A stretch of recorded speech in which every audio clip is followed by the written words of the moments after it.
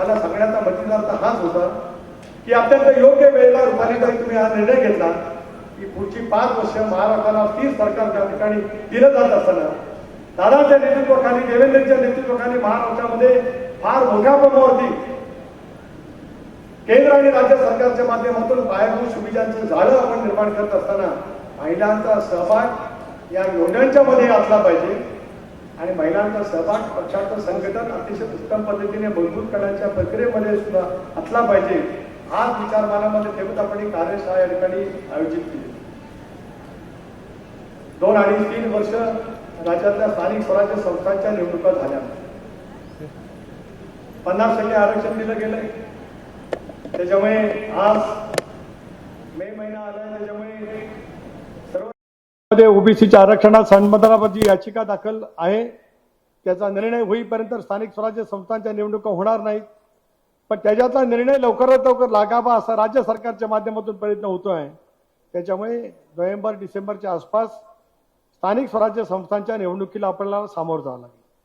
अशा वेळेला 50% महिला भगिनींची उमेदवारी ही आपल्याला त्यावेळेला आपण घेतलेल्या निर्णयाच्या माध्यमातूनच आपल्याला त्या ठिकाणी करावी लागेल. अशा वेळेला त्या आगामी येणाऱ्या निवडणुकीला सामोरं जात असतानाच प्रभावीपणाने काम करणाऱ्या महिला भगिनी ज्या चळवळीमध्ये काम करतात, पक्षाच्या प्रत्येक कार्यक्रमामधला त्यांचा सहभाग अतिशय उत्तम पद्धतीने राहतो. सर्वसामान्य माणसांच्यासाठी महिला भगिनींसाठी एखादा प्रसंग उभा राहिल्याच्या नंतर राष्ट्रवादी काँग्रेस पक्षाची माझी महिला भगिनी तत्परतेने त्यापर्यंत पोहोचते. हेच वर्णन आज महाराष्ट्रामध्ये राष्ट्रवादी काँग्रेस पक्षाच्या महिला संघटनेच्या बाबतीमध्ये केलं जात आहे. त्याचाच आधार घेत उद्याच्या भवितव्याची वाटचाल आपल्याला निवडणुकीच्या माध्यमातून सुद्धा त्या ठिकाणी करायची.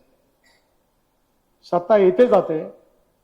सत्ता केवळ उपभोगण्याचं साधन होऊ शकत नाही, तर प्रभावीपणाने जनतेचं सेवा करण्याचं एक उत्तम पैकीचं साधन आहे.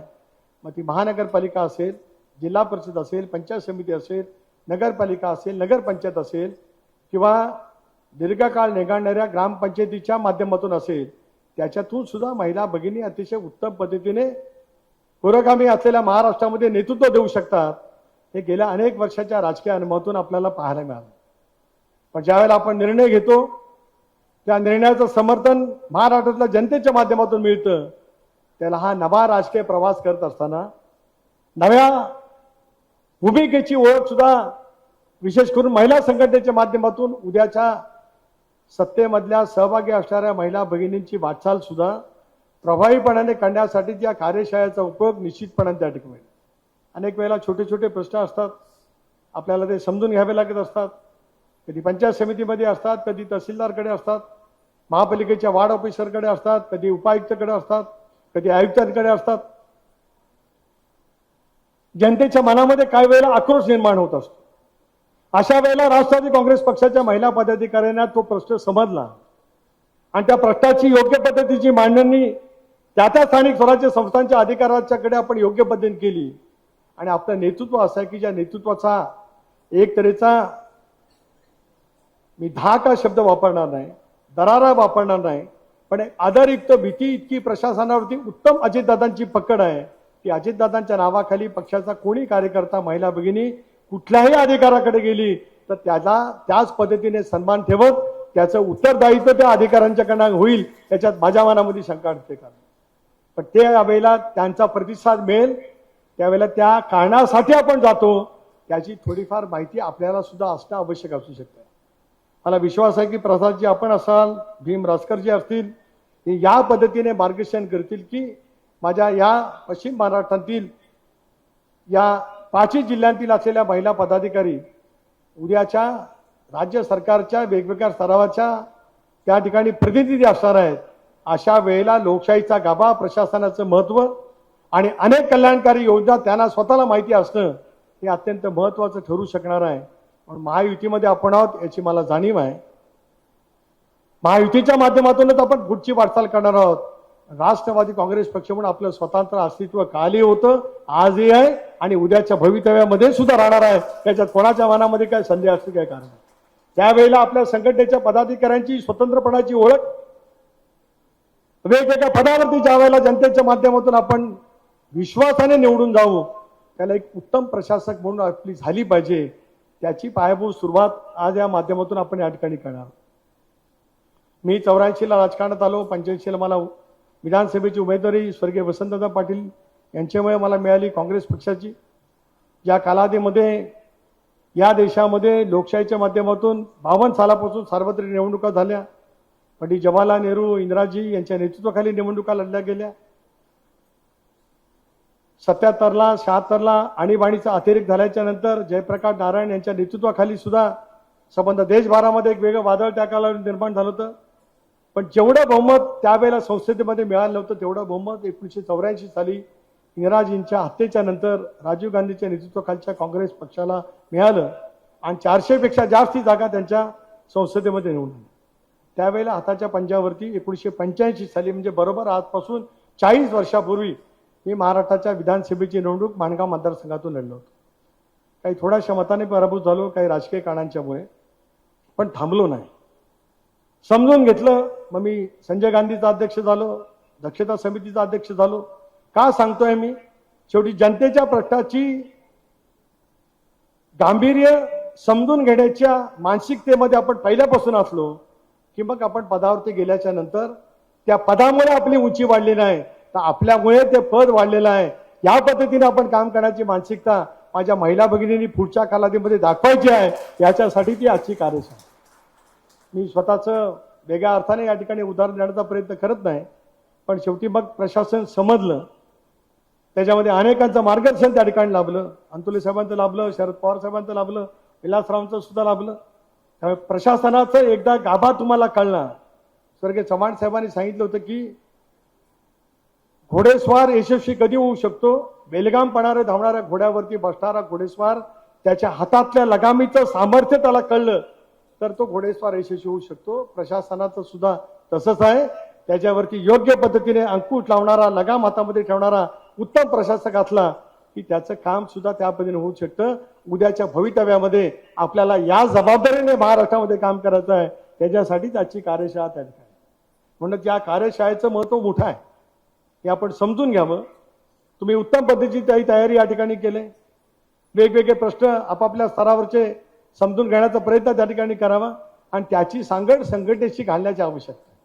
कारण एका बाजूला काम होत राहील, पण कोणामुळे काम झालं? राष्ट्रवादी काँग्रेस पक्षामुळे काम झालं. राष्ट्रवादी काँग्रेस पक्षाने संकटाच्या कालावधीमध्ये आपल्याला दिशा दिली, आपल्याला मदत केली. ही भावना जनतेच्या मनामध्ये अधिक रुजू करायची असेल तर अधिक सतर्क राहून काम करण्याची आवश्यकता आहे.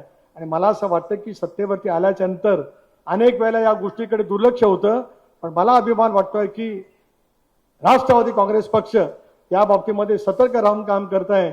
त्याच्यामध्ये माझ्या महिला संघटनेने पहिलं पाऊल उचललं, त्याचा सुद्धा आवर्जून उल्लेख या निमित्ताने मी करू शकतो. याची आवश्यकता आहे. म्हणजे उद्या मलाही तसं शिबिर आयोजित करावं लागेल. युवकांना सुद्धा आयोजित करण्याच्या बाबतीमध्ये सूचित करावंच लागेल. गमतीचा भाग सोडा, परंतु पक्षाचं संघटन यशस्वीपणाने मजबूत करायचं असेल, कारण निवडणुकीचा एक टप्पा जिंकला म्हणजे आपली आव्हानं संपली नाही. यश मिळतं, पण त्या यशाच्या बाबतीमध्ये जमिनीवरती पाय ठेवूनच आपण काम करण्याची मानसिकता योग्य पद्धतीने दाखवली तर त्याचं सातत्य टिकू शकतं. आता एक वेळ एका कारणामुळे तुम्हाला यश मिळेल, पण दीर्घकाळ ते यश जर का आपल्याला टिकवायचं असेल तर प्रचंड मेहनत घेण्याची आवश्यकता असते आणि सातत्य टिकवण्याची गरज त्या ठिकाणी असते. मला असं वाटतं की दादांच्या नेतृत्वाखाली राष्ट्रवादी काँग्रेस पक्ष याच पद्धतीने पुढची वाटचाल करत आहे. त्याच्यामध्ये आमचं महिला संघटन निश्चितपणाने प्रभावीपणाची भूमिका बजवेल, याच्यात माझ्या मनामध्ये शंका काय कारण. प्रशासकीय भाग झाला, पण याच्या पलीकडे सुद्धा सार्वजनिक जीवनामध्ये अनेक क्षेत्र आहेत. राजकारण आपण 20% करणारच आहोत, तो तर एक महत्वाचा गाभा प्रत्येक राजकीय पक्षाचा असतोच, पण त्याच्या पलीकडे जनतेशी आमची काहीतरी बांधिलकी आहे. सर्व क्षेत्रामध्ये असलेल्या प्रत्येक बाबतीमध्ये सुद्धा आम्ही त्याच पद्धतीने लक्ष घालून काम करतो आहोत. सत्तेसाठी नाही, तर सत्तेचा योग्य पद्धतीने वापर करत या सर्व दूर क्षेत्रामध्ये सुद्धा 30 पाऊल वाट राष्ट्रवादी काँग्रेस पक्ष पुढच्या कालावधीमध्ये टाकणार आहे. या विश्वासानेच आज संध्याकाळपर्यंत हे वेगळं नवचैतन्य आपल्या मनामध्ये निर्माण करण्याची आवश्यकता आहे. ते आपण साधाल, याच्यात माझ्या मनामध्ये ती मात्र शंका आहे. म्हणूनच मला सांगायला सुरेशांना अभिमान वाटतोय, आपण ज्यावेळेला 1 मेला मुंबईला याल आणि कार्यक्रम बघाल त्याला तुम्हाला पाहायला मिळेल 65 वर्ष 1 मे 1960 साली पहिला कार्यक्रम शासनाच्या वतीने हा शिवाजी पार्कच्या ऐतिहासिक मैदानावरती झाला. त्याच्यानंतर असा कार्यक्रम कधीही कुठल्याही राजकीय पक्षाने केला नाही. पण दादांच्या प्रफुल्लबाईंच्या नेतृत्वाखाली राष्ट्रवादी काँग्रेस पक्षाने पाऊल उचललंय आणि परवापासून त्याला उत्तम पैचा प्रतिसाद मिळतोय. शेवटी महाराष्ट्राची अस्मिता काय राज्यामध्ये देशामध्ये महाराष्ट्र एक विकसित राज्य म्हणून ज्या पद्धतीने गौरवशाली वाटचाल झाली त्या वाटचालीचे टप्पे कशापद्धतीने घडत गेले.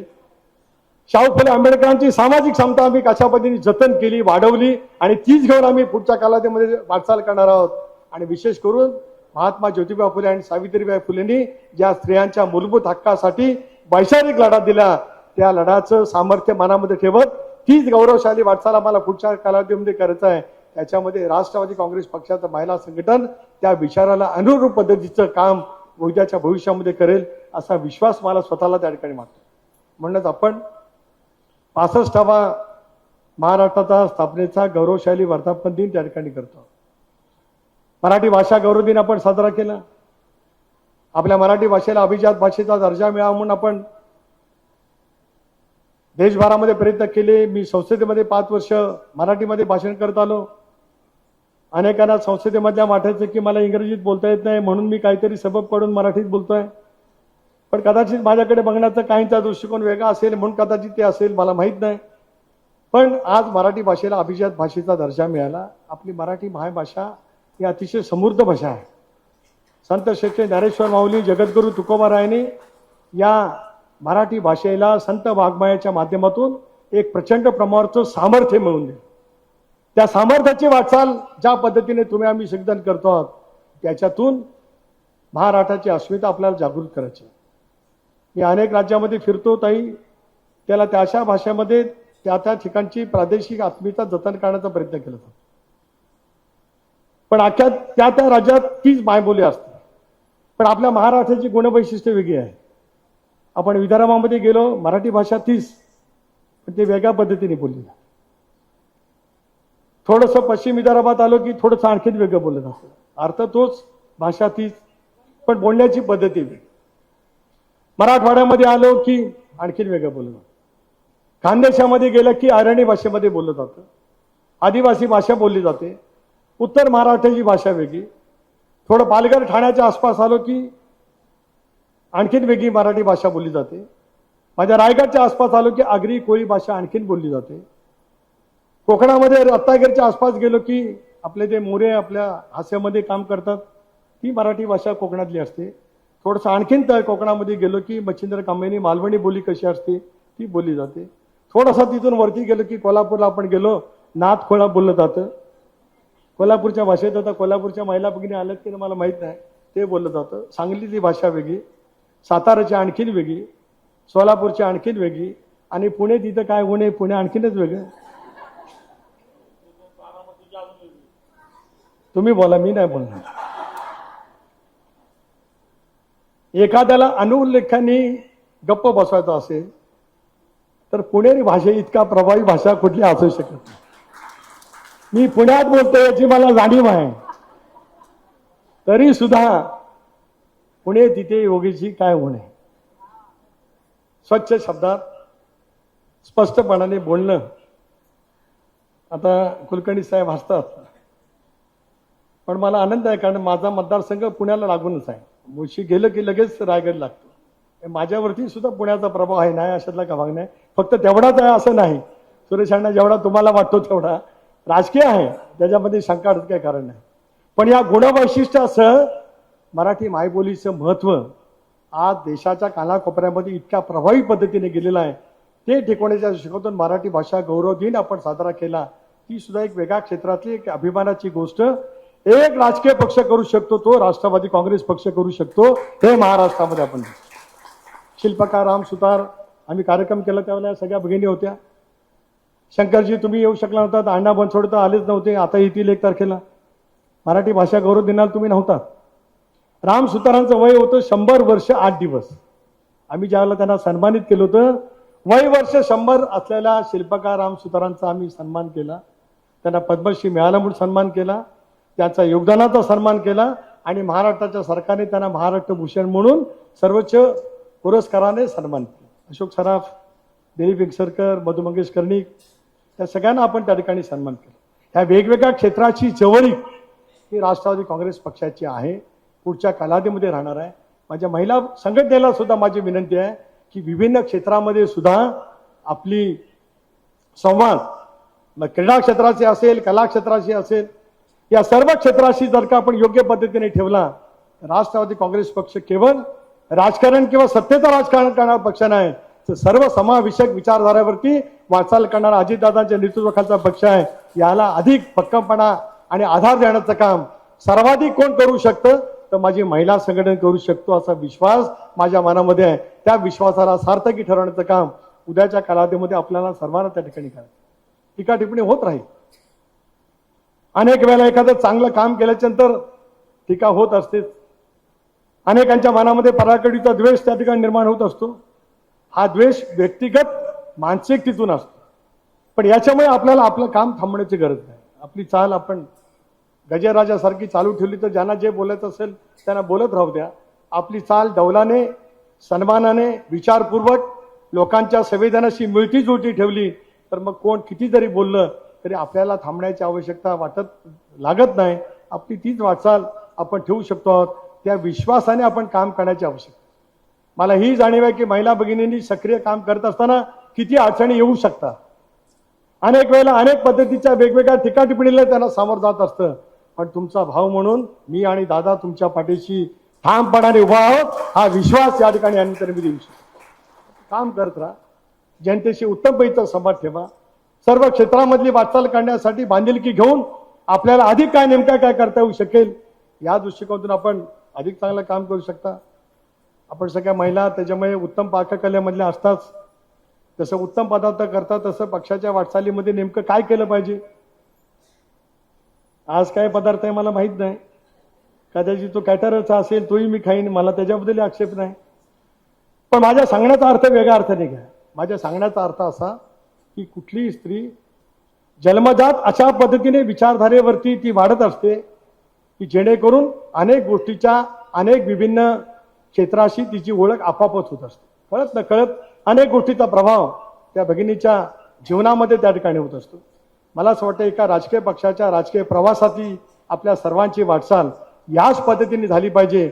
एक समर्थ पुरोगामी विचाराचा राष्ट्रवादी काँग्रेस पक्ष महाराष्ट्रामध्ये अजितदादाच्या नेतृत्वाखाली वाटचाल करत असतानाच या सर्व विचारांच्या सह वाटचाल करतोय. अशा पैकी विचारधारा घेऊन आपल्याला काम त्या ठिकाणी करायचं आहे. म्हणून आजचं एक दिवसाचं शिबिर होईल. मला माहिती आहे की तुम्ही थांबणार नाही आणि आपल्याला थांबायचं नाही. पुढचे वेगवेगळे कार्यक्रम आपण दिले गेले पाहिजेत. निवडणुकीला सामोरं जाणं हा एक भाग आहेच, मी मगाशी म्हटल्याप्रमाणे, पण त्याचबरोबर वेगवेगळे उपक्रम जसं आपण गणरायाचं आगमन झाल्याच्या नंतर करत असतो, नवरात्रामध्ये करत असतो, रक्षाबंधनाच्या निमित्ताने वेगवेगळे उपक्रम म्हणजे राष्ट्रवादी काँग्रेस पक्षाचं महिला संघटन करत असतं, तसे आणखीन वेगवेगळे उपक्रम करण्याच्या दृष्टिकोनातून जे जे आपण प्रस्ताव प्रदेश पक्षाच्याकडे द्याल त्या प्रत्येक प्रस्तावाचा योग्य पद्धतीने विचार करत शेवटी आपली स्वतंत्रपणाची अस्मिता आणि ओळख ही करण्यासाठी आपण योग्य पद्धतीने वाटचाल करावी. एवढंच आजच्या या शिबिराच्या निमित्ताने या ठिकाणी मी आपल्याला विनंतीपूर्वक नमूद करू इच्छितो आहे. पश्चिम महाराष्ट्र हा विचाराचा बालेकिल्ला आहे. सर्व क्षेत्रामध्ये अग्रेसर पद्धतीने आहे. मराठवाड्याच्या संतांच्या भूमीमध्ये सुद्धा याच पद्धतीने पक्षाचं संघटन आहे. यावेळेला अभूतपूर्व असं यश विदर्भाने आपल्याला दिलं. या नाशिक जिल्ह्याने आपल्यापैकी माहीत असेल की नाही मला माहीत नाही, पण स्वर्गीय चव्हाण साहेब ज्यावेळेला पंडित नेहरूंच्या विनंतीवरून देशाचे संरक्षण मंत्री झाले चीनच्या आक्रमणाच्या नंतर, त्यावेळेला चव्हाण साहेबांना लोकसभेवरती बिनविरोध देणारा जिल्हा तो नाशिक जिल्हा. त्या नाशिक जिल्ह्याने सुद्धा यावेळेला 100% यश अजितदादांच्या नेतृत्वाखाली राष्ट्रवादी काँग्रेस पक्षाने दिलं.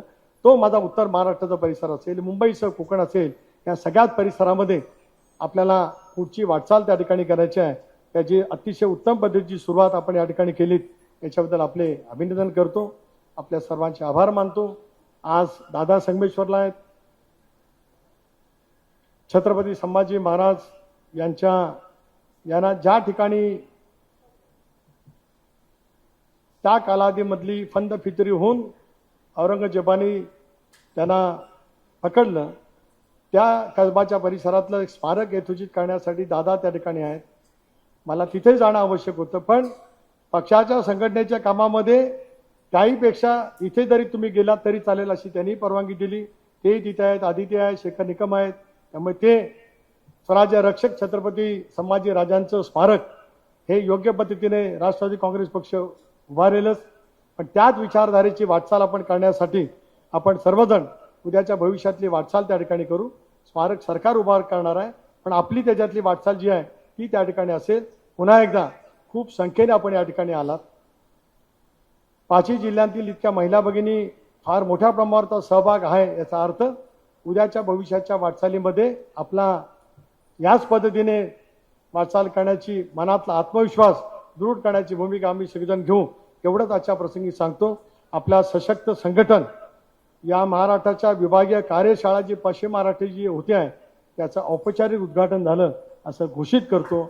आपल्या सर्वांचे आभार मानतो आणि प्रसादजी कुलकर्णी आपलं भाषण ऐकण्यासाठी, मार्गदर्शन ऐकण्यासाठी आम्ही सगळेजण उत्सुक आहोत अशा भावना व्यक्त करून थांबतो. जय हिंद, जय महाराष्ट्र, जय राष्ट्र. एबीपी माझा, उघडा डोळे बघा नीट.